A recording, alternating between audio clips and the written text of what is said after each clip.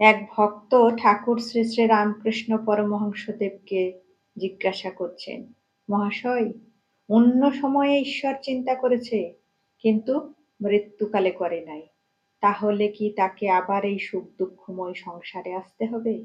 কেন, আগে তো ঈশ্বর চিন্তা করেছিল। এই প্রশ্নের উত্তরে ঠাকুর বলছেন, মানুষ ঈশ্বর চিন্তা করে, কিন্তু ঈশ্বরে বিশ্বাস নেই।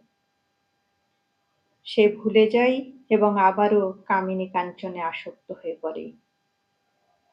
যেমন হাতিকে স্নান করিয়ে দিলেও সে আবারও ধুলো কাদা মাখে, মনোমত্ত করে। কিন্তু যদি হাতিকে নাইয়ে আস্তাবলে স্নান করিয়ে দিতে পারো, তাহলে সে আর ধুলো কাদা মাখতে পারে না।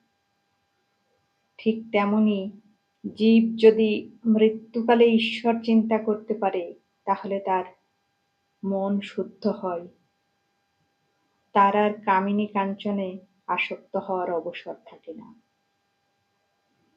ঈশ্বরে বিশ্বাস নেই, তাই তো এত কর্মভোগ। দেহত্যাগের সময় যাতে ঈশ্বর চিন্তা হয়, তার জন্য অভ্যাস করতে হয়। আর এর একমাত্র উপায় হলো অভ্যাস যোগ। ঈশ্বর চিন্তা অভ্যাস করলে শেষ দিনেও তাকে মনে পড়বে।